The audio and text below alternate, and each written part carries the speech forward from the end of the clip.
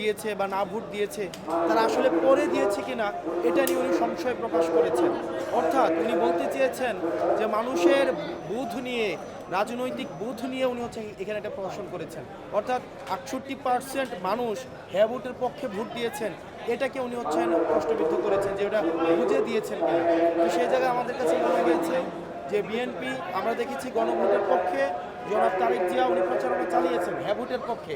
তার মানে কি উনি আদেশের পক্ষে উনি হচ্ছে প্রচারণা চালিয়েছেন।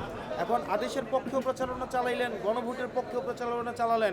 এখন এসে আপনি বলছেন যে কনস্টিটিউশনকে বিদ্যমান যেটা 72-এর সংবিধানকে আপনি হচ্ছেন রেখে দিয়ে সেটার আলোকে হচ্ছে আপনি হচ্ছেন রিফরমেশন প্রক্রিয়া আগাবেন, যেটা এক ধরনের হচ্ছে জাস্ট এটা হচ্ছে আপনার একটা ডুয়েল একটা স্টেট এবং হচ্ছে এটা এক ধরনের দ্বিচারিতা এবং পুরা নির্বাচনের গণভোট নিয়ে সেখানে একটা দ্বিচারিতা করা হয়েছে।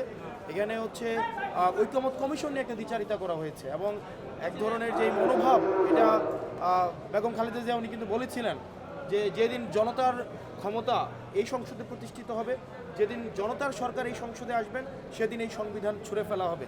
আজকে বিএনপির কার্যক্রমের মধ্য দিয়ে এটাই প্রমাণিত হয়েছে। বেগম খালেদা জিয়া যেমনটা বলেছিলেন যে জনতার সরকার যদি এসে এই সংবিধানকে ছুঁড়ে ফেলা হবে, কিন্তু আমরা দেখলাম যে এই সংবিধানের প্রতি যেই আন্তরিকতা, যেই ভালোবাসা, যেমন আমরা দেখেছি আওয়ামী লীগও বলতেন যে সংবিধানের বাইরে কোনো কিছুই হবে না, একই ধরনের ইকো আমরা দেখতে পাচ্ছি। এবং বেগম খালেদা জিয়া যেটা বলেছিলেন যে জনতার সরকার আসলে এই সংবিধানকে ছুঁড়ে ফেলা হবে, এটা আসলে ছুঁড়ে ফেলার এই কাজটা হয় নাই।